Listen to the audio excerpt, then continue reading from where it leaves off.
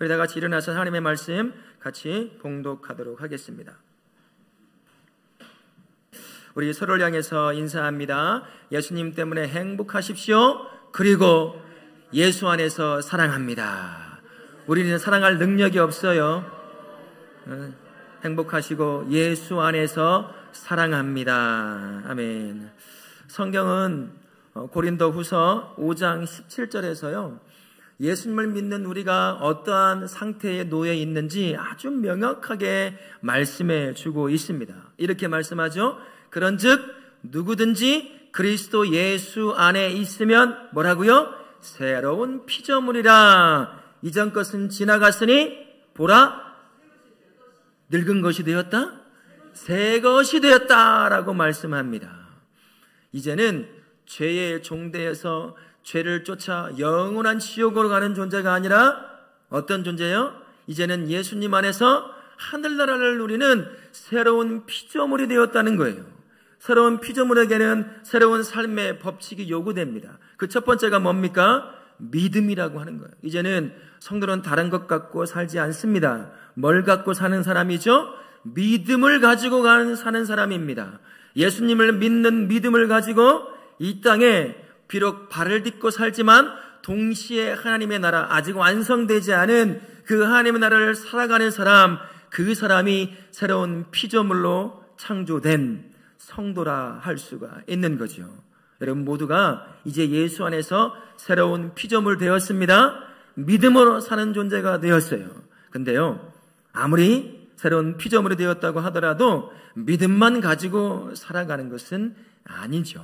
우리가 하나님과의 관계를 맺고 있지만 또 누구와의 관계도 있어요. 우리에게는요, 이웃과의 관계도 있어요. 다른 사람과의 관계도 맺으며 살아가야 합니다. 믿음이라고 하는 것은 성도의 삶을 하나님을 향하여 방향 맞춰줍니다. 그래서 성도의 모든 것의 시작과 기준이 되는 것이 믿음이라고 한다면 이제 그 믿음 위에 쌓아야 될 다른 사람과의 관계 가운데서 필요한 것이 있어요. 그게 뭘까요? 덕이라고 하는 것입니다. 그래서 믿음은 하나님을 향하여 방향 지어주고, 덕은 누구를 향해서 삶을 방향 지어줄까요? 내 이웃을 향하여 함께 살아가고 함께 관계를 맺으며 살아가는 사람들을 향하여 관계를 맺도록 덕을 우리에게 주셨다라는 거죠. 마치 이런 것과 같습니다. 나침반은 어디나 한 곳을 가리킵니다. 어디를 가리키죠? 북쪽을 가리켜요. 여러분 집에 있는 나침반이 동쪽을 가리키고 있다고 하면 어떻게 해야 될까요? 쓰레기통에 버려버려야 돼요. 믿음이 바로 그런 것과 같은 거예요. 믿음은 항상 하나님만을 바라보게 합니다. 우리의 삶으로 하여금 오직 하나님만을 바라보게 하는 거예요. 그래서 히브리서 12장 2절에서는 믿음에서 떠나지 않고 하나님을 향하여 걸어가는 그 길을 잃어버리지 않고 살게 하시려고 이렇게 말씀을 하셨습니다. 믿음의 주요 또 온전케 하시는 이인 누구를 바라보라고요? 예수를 바라보라. 예수님을 바라보고 나아가라는 겁니다. 믿음 있는 사람은 다른 것 바라보면 안 돼요. 엉뚱한 길로 가게 되어 있습니다. 믿음은 바로 예수님만을 바라보게 하는 것입니다. 반대로 덕이라고 하는 것은 이제 예수님을 바라보고 나와 함께하는 다른 사람들을 바라보게 하는 것입니다. 내가 믿는 믿음이 왜 네가 가져야 하는지, 당신이 똑같이 믿어야 하는지 덕이라고 하는 아름다운 포장지에 나의 믿음을 잘 싸가지고 믿음의 삶을 살아야 되는 거예요. 그러면 어떻게 될까요? 내 믿음을 보여주는 겁니다. 아름다운 덕의 모습으로 쌓여져 있는 나의 믿음을 보게 되는 거죠. 참 교회 안에 오면 믿음이 좋다고 하는 사람들이 많아요. 열정 있는 사람이 많습니다. 근데 교회 방 문만 나가면 전혀 딴판인 사람들이 많아요. 이 안에서의 믿음을 덕이라고 하는 아름다운 포장지로 잘 쌓아서 사람들 앞에 관계를 맺으며 살아가야 돼요. 그러고 계십니까? 아멘이 없잖아요. 이게 우리 연약한 모습이라는 거예요. 그러나 편치 않는 건 바로 그겁니다. 나의 믿음은 아름다운 포장지와 같은 덕에 쌓여서 다른 사람들에게 보여줘야 돼요. 그래야 예수님에 대한 흥미를 갖습니다. 그래야 복음에 대한 문을 열기 시작해요. 그렇지 않으면 너나 잘 믿으라는 거예요. 너나 잘 믿고 나에게 예수에 관한 이야기를 해줘라. 이런 말을 듣게 되는 거지요. 믿음에 쌓아야 될 아름다운 포장지와 같은 덕, 그 덕이 뭘까요? 덕을 이렇게 얘기하더라고요. 탁월한 실력에 걸맞은 성품이다. 이런 얘기를 합니다. 고대 헬라 철학자들은요, 우리가 가지고 있는 덕에 대한 이야기는 조금 다르게 이야기를 하더라고요. 장인이 있습니다. 전문가가 있어요. 지금으로 말하면 프로라고 할 수가 있겠죠. 자기 분야에 최선을 다해서 좋은 결과를 내면 그것을 덕이라고 여겨졌대요. 그러니까 성품과 상관이 없어요. 우리 여기 아이들도 있고 하지만 노골적인 단어를 쓰면 이런 겁니다. 성격 지랄마저도 지가 하고 있는 일 그 하나만 잘하면 덕 있는 사람이라고 얘기했다라는 거예요. 근데 성경은 어떻게 말합니까? 성격 지랄 맞고 믿음 잘 산다고 해서 그것을 하나님이 덕 있는 사람이라고 말할까요? 전혀 그렇지 않아요. 실력에 맞는 어울리는 성품을 가져야 한다는 거예요. 실력에 맞는 성품을 가져야 그 실력이 제대로 능력을 발휘한다는 겁니다. 나에게 차고 넘치는 믿음이 있어요. 열정 있는 믿음이 있습니다. 누구도 따라올 수 없는 능력 있는 믿음이 있어요. 그 믿음이 무엇이 뒤따라와야 될까요? 그의 믿음에 걸맞는 성품, 오늘 말씀으로 한다면 덕이 쫓아와야 하는 것입니다. 덕이라고 하는 아름다운 포장으로 내 믿음이 그렇게 포장이 되어야 되는 거예요. 그래야 세상 사람들이 왜 예수를 믿는 믿음을 가져야 하는지 흥미를 갖는 거죠. 그리고 복음의 마음의 문을 열게 되는 겁니다. 성경은 결코 그렇게 말하지 않는다는 걸 기억하십시오. 내가 하는 것만 잘하면 된다라고 얘기하지 않아요. 화려한 믿음에 화려한 성품이 뒷받침이 되어야 한다는 것입니다. 그렇지 않으면 안 된다는 거예요. 복음의 능력이 있죠. 여러분은 복음 때문에 예수 그리스도를 믿게 되었어요. 구원을 얻게 되었습니다. 복음 때문에 여러분의 삶이 변화가 되었어요. 근데 그 복음이 더러운 것으로 포장이 되어 있다고 생각해 보십시오. 아무리 맛있는 것도요, 더럽게 주면 먹을 맛이 납니까? 안 납니까? 김치도 잘 담아놓고 옆에 묻어있는 것을 깨끗이 잘 닦아서 이렇게 내줘야 음식점에서 먹을 맛 나지. 김치 국물이 여기 흐르고 저기 흘러서 손자국 난 거 묻어 갖다 줘 보세요. 방금 담은 김치 여러분 먹을 수 있어요? 없어요? 젓가락이 안 가요. 그리고 이 식당도 안 옵니다. 그 다음부터 지저분하다고요. 마찬가지예요. 복음이 능력이 있어요. 우리를 구원합니다. 우리를 변화시켜요. 그런데 복음을 품고 사는 성도가 그 복음을 포장해야 될 성품이요 덕이 아름답지 않으면 복음이 능력이 없는 것처럼 관심을 못 받아요.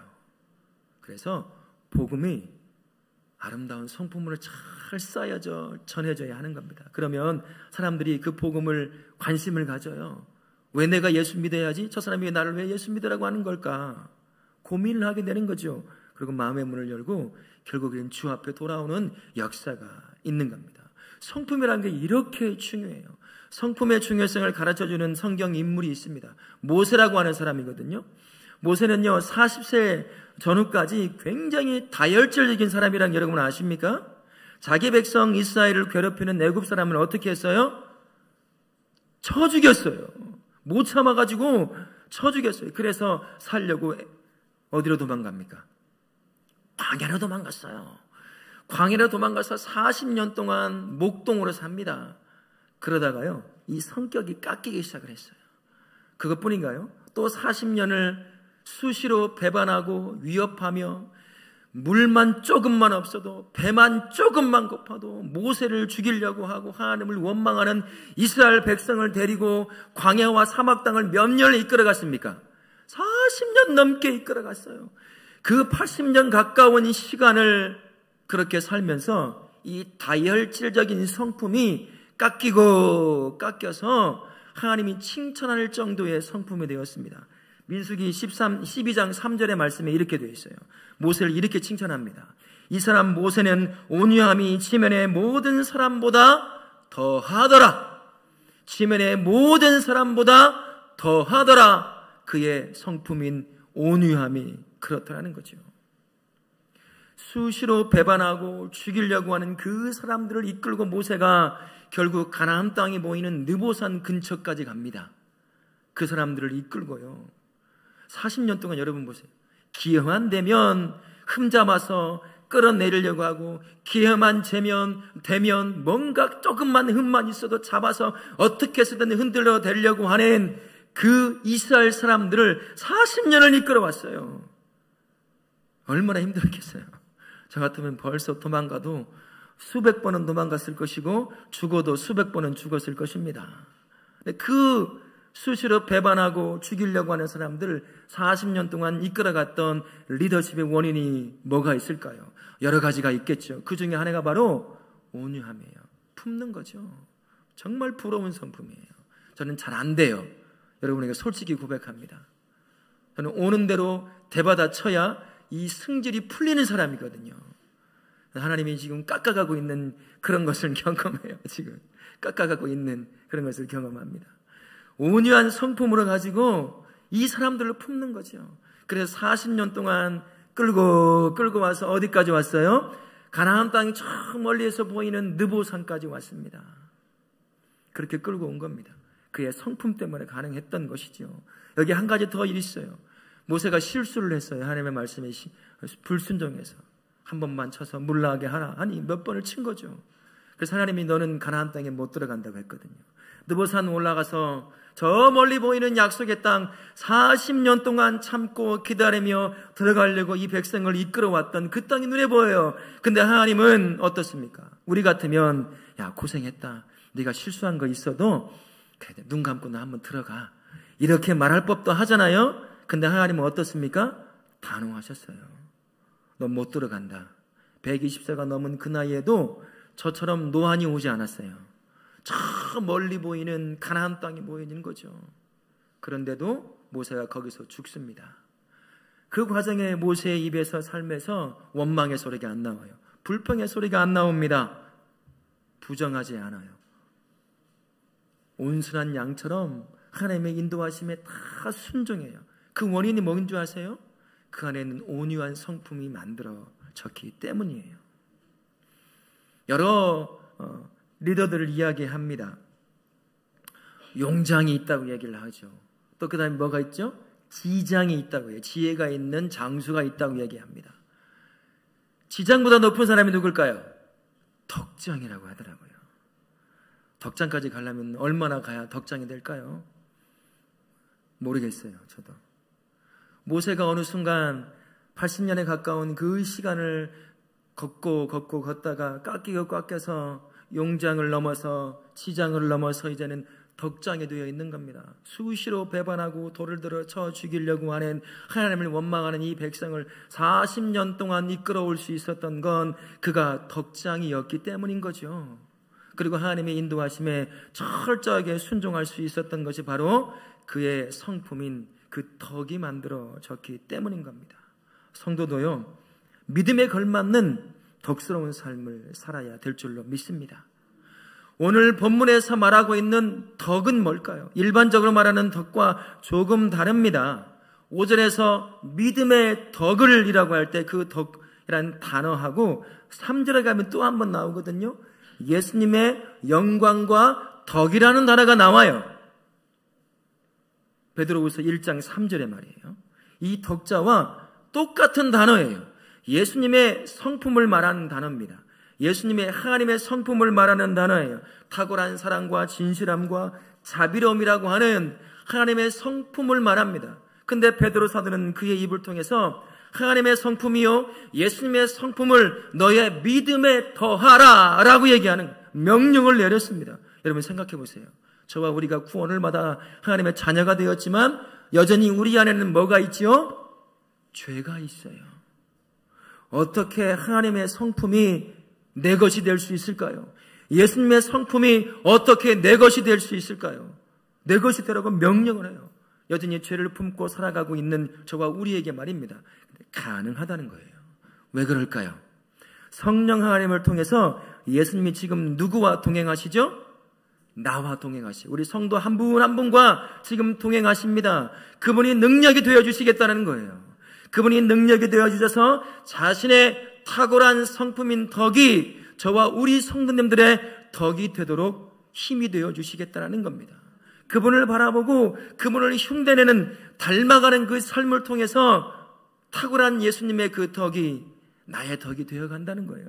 그래서 너의 믿음에 그 탁월한 덕을 쌓아갈 수, 더할 수 있다. 그 말씀을 하는 겁니다. 그러면 어떻게 해야 믿음에 예수님의 탁월한 성품인 덕을 더할 수 있을까요? 곰곰이 묵상하면서 생각해 봤습니다. 덕이 예수님을 믿는다고 해서 저절로 나에게 생기는 건 아니더라고요. 제가 예수님을 믿고 나서 바로 믿으면 많이 변화가 일어날 줄 알았어요. 하나도 변화가 안 일어났어요. 목사 안수를 받았어요. 엄청나게 홀리해질 줄 알았어요. 거룩해질 줄 알았어요. 어떤 일이 일어났을까요? 아무 일도 없어요. 부담만 더 내 어깨에 쌓여지는 일이었죠. 덕이라고 하는 것, 그건 예수 믿는다고 하늘에서 뚝 떨어지는 게 아니라는 거예요. 덕은 애써서 내가 예수님의 성스러운 그 성품을 내 것으로 만들어야 한다는 거예요. 그래서 베드로 사도가요 5절과 7절 마지막에 이렇게 이야기합니다. 덕을 더욱 힘써 더하라 라고 7절 마무리 딱 짓거든요. 덕부터 7가지의 성품이 딱 주어져 있어요. 그 모든 것들을 너의 믿음 위에 더하라는 얘기예요. 그래서 이렇게 말하죠. 더욱 힘써 더하라 라고 얘기하는 겁니다. 이 말이 무슨 말일까요? 예수님이 나와 동행하시죠? 그분의 능력을 힘입어서 온 힘을 다해 예수님의 탁월한 성품인 그 덕을 너의 것으로 만들어가라는 얘기입니다. 누워서 감나무에서 감나무 떨어지기를 입 벌리고 기다리고 있어서는 안 된다는 거예요. 예수 잘 믿고 열정적으로 섬기고 봉사하고 뭐 하면 저절로 내가 예수님의 그 탁월한 성품인 덕을 가질 수 있는 게 아니라는 것입니다. 예수님의 능력을 힘입어서 애써 그 덕을 갈고 닦아야 한다는 것입니다. 그러면 어떻게 해야 애써 나의 모든 능력을 통해서 예수님의 그 거룩하고 탁월한 성품인 덕을 나의 것으로 만들 수 있을까요? 그 답을 오늘 우리가 읽었던 예배소서 4장 29절 말씀이 우리에게 가르쳐 주고 있습니다. 다시 한번 읽어볼까요? 예배소서 4장 29절 말씀입니다. 시작. 무릇 입 밖에도 내지 말고 소용되는 대로 선한 말을 하여 듣는 자들에게 은혜를 끼치게 하라. 여러분, 말이라고 하는 것이 어떤 걸까요? 말은 작은 의미를 담고 있는 소리에 지나는 것이 아닙니다. 그 이상이에요. 여러분과 제가 하고 있는 이 모든 말들은 그 한 사람의 인생이 담겨 있어요. 감정이 담겨 있고 삶의 경험이 담겨 있고 삶의 지식이 담겨 있으며 그 한 사람의 인생의 작은 역사가 담겨져 있는 것이 우리가 매일같이 내 입을 통해서 소리내어 말하는 그 말이라고 할 수가 있습니다. 그래서 말은 그저 몇 마디의 의미가 담겨져 있는 소리에 지나지 않는 것이라고 말씀을 드리는 거예요. 여러분, 말할 때 그냥 하는 것 같잖아요. 그러나 그냥 하지 않습니다. 정교하고 치밀하게 여러분 말하는 거 아셔요? 하도 그렇게 해서 여러분이 의식을 못할 뿐입니다. 그래서 여러분, 이런 말 하는 거 정말 다 거짓말이에요. 들어보세요. 나도 모르게 이런 말 나왔네. 진짜인 것 같으세요? 다 거짓말이에요. 나 의도하지 않았네. 진짜인 것 같으세요? 속지 마세요. 다 거짓말이에요. 99% 이 안에 삶을 살면서 쌓아왔던 뭔가가 묻어서 나오는 말이에요. 나 모르고 나왔어. 나 의도하지 않았어. 속지 마시고 속이려고 하지 마세요. 솔직하게 다 거짓말이에요. 말은요, 그래서 내 내면에 쌓여져 있는 삶을 반영하는 성품과도 똑같아요. 말도 다 다르잖아요. 같은 교회 다닌다고 해서 비슷하게 말할 것 같으세요? 아니에요. 다릅니다. 내가 하는 말은 내가 살아왔던 30년이건 50년이건 60년이건 그 말 안에 어투에 쓰는 단어에 그 사람의 인생이 다 담겨져 있는 거예요. 그 말 안에 말이죠. 그래서 예수님의 그 탁월한 성품인 덕을 개발하는데 말의 훈련을 통해서 개발할 수 있다는 겁니다. 말의 훈련을 통해서 예수님의 탁월한 성품인 그 덕을 내 것으로 만들어갈 수 있어요. 그것이 지금 에베소서 4장 29절에 우리에게 말씀합니다. 우리가 해야 될 첫 번째 훈련은 뭐라고 말을 합니까? 더러운 말은 입 밖에도 내지 말라는 훈련을 해야 된다는 것입니다. 더러운이란 단어가 어떤 단어인 줄 아세요? 썩은이라는 단어예요. 썩은 말. 여러분, 누군가 입만 열면 입냄새가 나요. 여러분, 같이 대화하기 쉬울까요? 어려울까요? 쉬워요. 자기도 입냄새 나면 쉽겠죠. 저는 어렵더라고요. 어떻게 하는 줄 아세요? 한번 말한 것 같은데 저는 숨을 참아요. 의식하지 못하게. 근데 들킬 때가 가끔 있어요. 그럼 제가 민망해요. 참 입에서 나는 입냄새 하나 가지고도 사람과의 관계를 맺는 것에 참 힘들어요. 원인이 뭘까요? 원인이 뭐예요? 양치를 안 해서예요. 왜 모른 척 하세요? 양치를 안 하니까 입에서 냄새가 나죠. 에? 그리고 위 관리를 안 해서 그래요. 위궤양이 있거나 뭐가 하면 이것이 역류해서 냄새가 입에서 양치를 잘해도 난다고 하더라고요. 스케일링도 그래서 자주 해야 돼요. 무엇이건 내 안을 청소를 잘 안 하니까 입냄새가 나는 거잖아요. 입냄새가 나서 참 어렵게 만드는 것처럼, 썩은 내가 나는 것처럼 내 입에서 더러운 말, 썩은 말이 나오는 이유가 있어요. 뭐겠습니까? 내 내면을 청소하지 않았기 때문이에요. 이 안에 삶을 살아가면서 경험하는 것들이 이 안에 계속 쌓여요. 부정적인 것들이, 그것들을 청소하지 않고 여기에 담아두는 거죠. 그러다가 어느 순간 자연스럽게 나의 입에 그 더러운 것이 묻어서 더러운 말이 되는 겁니다. 썩은 말이 되어 나오는 거예요. 상처 주고 죽이는 말이 되어 나오는 것이죠. 그러면 어떻게 해야 내 입에서 더럽고 썩은 말이 나오지 않게 청소할 수 있을까요? 부정적인 감정이 내 안에 쌓이지 않게 해야 합니다. 여러분, 지난 일주일간에 아마 이런저런 삶의 관계, 그리고 여러 가지 사건들, 환경에 놓이다 보면 나도 모르는 사이에 부정적인 감정을 다 경험했을 거예요. 그것을 이 안에 쌓아두고 있으면 안 된다는 것입니다. 터키에 가면 유명한 요리사가 한 명 있거든요. 여러분 보신 분도 계실 거예요. 소금을 뿌리되 희한하게 뿌리는 사람 여러분 보셨어요? 이렇게 해가지고 이렇게 폼을 잡아가지고 그 사람이 굉장히 유명해져서요. 굉장히 큰 레스토랑을 여러 가지를 갖고 있어요. 그 사람이 새로운 걸 발견했습니다. 1인용 스테이크에다가 금가루를 뿌리는 거예요. 그거 먹으려고 줄 섭니다. 하나에 수십만 원짜리거든요. 그걸 먹어요. 얼마나 귀합니까? 금 하나 만지기도 힘든데 내가 먹는 음식에 금가루를 뿌려서 먹어요. 먹습니다. 입에 들어가죠. 위를 거쳐 대장으로 내려갑니다. 금이 묻은 이 아까운 거 어떻게 쏟아내겠어요? 이 안에 모셔야죠. 뱃속에다가. 그 아까운 음식 어떻게 버립니까? 아깝다고 계속 이 안에 쌓고 쌓으면 어떤 일이 발생하죠? 썩어서 독이 나와요. 내 창을 다 파손시킵니다. 암에 걸려 죽습니다. 내 안에 들어온 그 어떤 것이든 썩게 되어 있거든요. 썩은 거는 어떻게 해야 돼요? 버려야 돼요. 아무리 좋은 것도 내 안에 들어오면 썩어요. 뭐든 그건 다 버려야 합니다.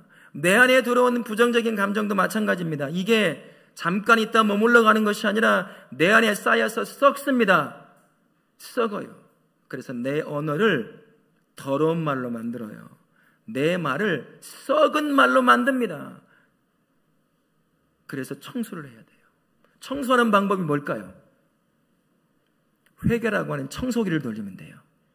회개라고 하는 청소기를 싹 돌려버리면 이 안에 이 부정적인 감정들이 쌓였던 것들이 싹 빠져나가요. 하나님 앞에 내가 사람 때문에 당하는 부정적인 감정들, 사건 때문에 당하는 부정적인 감정들, 환경에 놓여서 당하는 부정적인 감정들을 회개라고 하는 청소리를 싹 돌리는 거죠. 하나님 앞에 다 쏟아놓는 거예요. 내가 그 사람 때문에 못 살겠어요. 죽겠어요. 미치겠어요. 다 쏟아넣는 겁니다. 환경이건 사건이건 그것이 만들어내는 부정적인 감정 하나님 앞에 다 놓으면 하나님이 받으셔요. 우리 하나님이 네가 어떻게 그런 마음을 먹을 수 있느냐, 어떻게 그런 감정을 가질 수 있느냐, 우리를 책망하지 않아요. 그냥 그 앞에 다 쏟아놓으면 하나님이 기뻐하십니다. 왜 기뻐하실까요? 내 안에 거하기가 너무 행복하시거든요. 내 안에 나쁜 것을 가득 차고 있는데 예수님이 내 안에 거하시면서 얼마나 불편하시겠어요. 그런데 내가 개의해서 하나님 앞에 쏟아놓는 겁니다. 그 부정적인 감정을. 그렇게 청소를 하는 거죠. 그러니 하나님이 정말 기뻐하시는 거예요. 참는다고요? 삭힌다고요? 안에서요? 여러분, 삭히는 건 홍어면 족해요. 다른 거 삭히려고 하지 마세요. 홍어면 족합니다. 그 홍어가 내 속에 들어가서 썩으면 트름 한번 해보세요. 그 트름 맡아보셨어요? 삭힌 홍어보다 더 지독해요. 사람 옆에 있는 사람 죽습니다. 삭힐 건 따로 있어요. 내 안에 쌓여져 있는 부정적인 감정은 삭히면 안 됩니다. 바로 회개라고 하는 청소기를 통해서 하나님 앞에 다 쏟아버려야 돼요. 그래서 이 안에 빈 공간을 만들어야 하는 것입니다. 내 안에 비어진 이 공간에 그러면 이제 두 번째 언어의 훈련을 하는 거죠. 에베소서 4장 29절에 중간쯤에 뭐라고 말씀합니까? 이젠 덕이 되는 선한 말을 하라고 얘기합니다. 이젠 내 안에 더러운 말이 나오지 않도록 청소를 했다고 한다면 이제 내 안에 덕이 되는 말을 해야 돼요. 근데 덕이 되는 말을 하려고 한다면 첫 번째가 있어요. 그 뭐냐면 나와 동행하시는 예수님을 항상 생각해야 됩니다. 예수님이 지금 이 상황이라면 뭐라고 나에게 말씀해 주실까? 이 상황이라고 한다면 뭐라고 행동하실까? 예수님을 생각해 보는 겁니다. 그러다 보면 함부로 이 안에서 이 부정적인 감정이 만들어내는 썩은 말을 하지 못해요. 내가 듣던 말이 아니거든요. 예수님이 내가 이런 상태에 있을 때 예수님 너 나가 죽어라 그런 말 하지 않습니다. 그래도 사랑한다고 말씀하셔요. 그래도 너를 구원한다고 말씀하십니다. 그 예수님을 생각하면 내 안에 다른 것을 말하지 않는다는 거죠. 그래서 가장 먼저요, 항상 예수님을 의식적으로 생각하셔야 돼요. 여러분이 동행하면서 나와 동행하신 예수님을 생각하십니까? 지난 한 주간 얼마나 예수님을 생각하셨어요? 1시간이나 생각해 보셨습니까? 30분 생각해 보셨어요? 의지적으로 생각을 해야 돼요. 그래야 됩니다. 그리고 나서 내 안에 선하고 좋은 것을 쌓아가야 됩니다. 내 안에 선하고 좋은 것이 쌓아져야 내 입으로 뭐가 나올까요? 선하고 좋은 말이 나오는 겁니다. 쌓여져 가는 것은 아무것도 없는데 무슨 말이 나오겠어요? 선하고 좋은 것을 내 안에 계속 쌓아가야 결국엔 내 입에서 선하고 좋은 것들이 언어가 되어서 말이 되어서 나오는 거죠. 그래서요, 예수님을 생각하면서 항상 선하고 좋은 것을 내 마음에 가득 채우려고 해야 되는 것입니다. 성도에게 가장 선하고 좋은 것은 뭐겠어요? 복음입니다. 복음은 나를 살렸어요. 그리고 나를 살게 합니다. 복음이 풀어서 말하면 무슨 뜻이죠? 좋은 소리, 복된 소리 아닙니까? 왜 복된 소리죠? 영원한 죄 가운데 살다가 죄와 짝하여 죄의 종노릇하며 죄의 고통 가운데 살다가 영원한 지옥으로 갈 수밖에 없는 우리를 영원한 생명을 누리는 자로 바꾸어 놓은 게 뭡니까? 복음이라고 하는 거예요. 그래서 복음은요, 살려내는 소리입니다. 복음은요, 죄를 멀리하게 하는 소리예요. 복음은 위로의 소리가 됩니다. 복음은 격려의 소리가 되는 거예요. 복음은 사랑의 소리가 되는 겁니다. 그래서 그 선한 복음을 내 안에 계속 쌓아가다 보면 복음이 나로 하여금 눈을 열게 하는 거예요. 나와 동행하시는 예수님을 바라보게 만들어줘요. 그분의 선한 성품이 무엇인지, 그분의 탁월한 성품이 무엇인지, 덕이 무엇인지, 무엇을 나의 것으로 만들어야 할지 복음의 눈을 열게 만들어줍니다. 예수님을 바라보며 그분의 탁월한 성품인 덕을 나의 것으로 만들어가게 되는 것이죠. 성도라고 하는 사람은 복음으로 세워지게 됩니다. 복음을 통해 살아가는 사람이 성도예요. 그리고 복음을 통해 이 땅의 삶을 마감하고 영원한 하나님의 나라에 들어가는 것이 성도라고 하는 사람입니다. 그래서 복음을 내 안에 가득 채워야 돼요. 그래서 복음이 열어주는 눈을 통해 나와 동행하시는 예수님을 바라보고 그분의 성품이 무엇인지를 깨닫고 그분의 성품을 쫓아 그분의 덕을 쫓아 흉내내며 그분의 덕이 내 것으로 만들어가는 그 삶을 살아야 한다는 것입니다. 그래야 여러분 믿음 위에 예수님의 성품인 덕을 쌓아 올라갈 수가 있다라는 거예요. 사랑하는 성도님, 살다 보면 만나게 되는 수많은 부정적인 것들이 있을 겁니다. 그것을 여러분의 마음에 쌓아두지 않기를 바랍니다. 회개라고 하는 청소기를 통해서 깨끗이 청소해버리고 그 안에 예수님을 생각하며 복음을 여러분의 마음 가운데 단단하게 가득 채움으로 말미암아 복음이 열어주는 눈을 통해 예수님의 그 탁월한 성품을 바라보고 흉내내며 그분의 덕을 여러분의 덕으로 만드시는 우리 성도님들 되실 수 있기를 바라겠습니다. 마지막, 예수님의 덕이 내 덕이 되게 하는 언어의 훈련. 선한 말을 넘어 어떤 말을 해야 될까요? 마지막 절에 뭐라고 되어 있습니까? 은혜가 되는 말을 하라는 거예요. 여러분, 은혜가 뭐죠? 은혜의 의미가 뭡니까?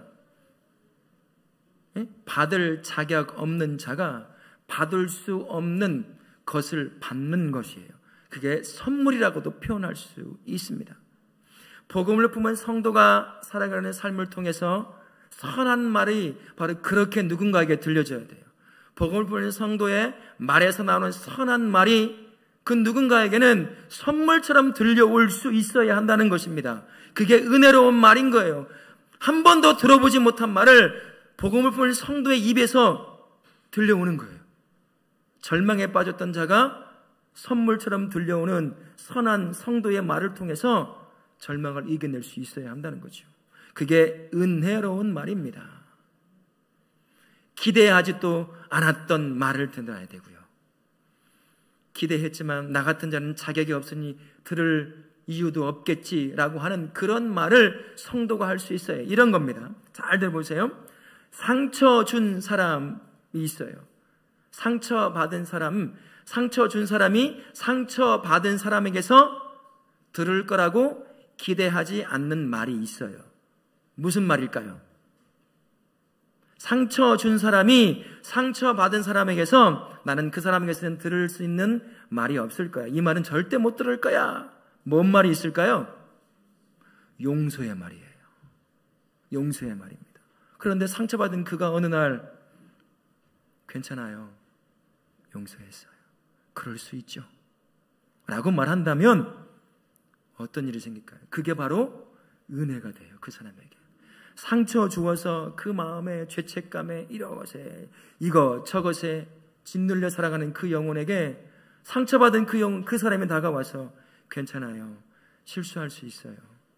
용서합니다. 라고 하는 말을 한다면 은혜로운 말로 들려오는 거죠. 선물처럼 자기에 들려오는 거예요. 전혀 기대하지도 않았던 그 사람의 입에서 그 말을 들으니까 마음이 얼마나 기쁘겠어요. 그게 은혜로운 말이에요. 은혜스러운 말이에요. 할렐루야! 그 소리가 은혜스러운 말이 아니라 은혜스러운 말은 바로 그겁니다.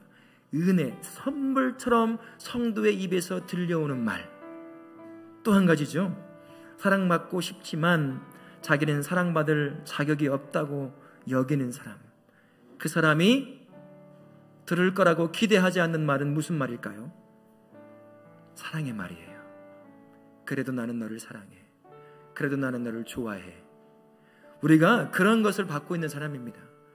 지금까지 일주일간 살아오면서 내 마음대로 살아왔잖아요. 내 마음대로 말하고 내 마음대로 감정 표현하고 내 마음대로 삶을 계획하고 살아왔던 그 삶이 삶이지만 우리 하나님 우리의 삶을 두고 뭐라고 말할까요? 그래 네 마음대로 한번 살아봐라 라고 얘기하지 않아요? 뭐라고 하실까요? 그래도 나는 너를 사랑해. 그래도 나는 너를 좋아해. 그래서 우리가 매일같이 은혜를 받는 거예요. 나에게 들을 거라고 기대하지 않았던 그 말이 내게 들려오는 거죠. 내가 너를 사랑한다. 내가 너를 사랑한다. 내가 너와 동행한다. 그래서 은혜입니다. 우리가 그런 삶을 살고 있는 거예요. 바르고 정확하고 옳은 말 들을 필요가 있어요. 그래야 삶을 바로 잡을 수도 있으니까 말이죠. 근데 사람이라고 하는 게 아무리 좋은 말이라고 해도 바르고 정확하고 옳은 말만 들어서 여러분 살아가십니까? 못 살아요. 스트레스 받아서 죽습니다. 은혜로운 말이 필요할 때가 많아요. 우리가 살아가는 삶, 그 삶에 얼마나 더럽고 썩은 말들이 넘쳐납니까? 옳은 말들이 얼마나 넘쳐납니까? 그 말을 들어서 내 인생이 변화가 되던가요? 아니었잖아요. 그 인생에 성도와 교회를 통해서 들어야 할 말이 무슨 말이겠어요? 바르고 옳은 말일까요? 예수 천당, 불신 지옥, 옳은 말인가요? 틀린 말인가요? 옳은 말이에요. 정확한 말입니다. 그러나 은혜스러운 말은 아니에요. 하나님은 당신을 사랑하십니다. 그 모습 그대로를 사랑하시고 받아주시길 원하셔요. 이게 은혜스러운 말이죠. 똑같은 의미가 담겨져 있어도요, 바른 말이 아니라 은혜로운 말을 할 수 있는 성도가 되어야 한다는 거죠. 성도가 그런 삶을 살게 하시려고 부름받았어요. 여러분들이 다시 세워지는 삶의 자리가 바로 그 은혜로운 말을 해야 합니다. 예수님의 덕이 묻어져 있는 그 말로 해서 절망과 좌절 가운데 살아가는 수많은 사람들을 생명의 길로, 회복의 길로 인도해야 되는 것이죠. 골로새 4장 6절 말씀에 이렇게 말씀합니다. 우리 같이 한번 읽겠습니다. 시작. 너희 말을 항상 과 같이 하라.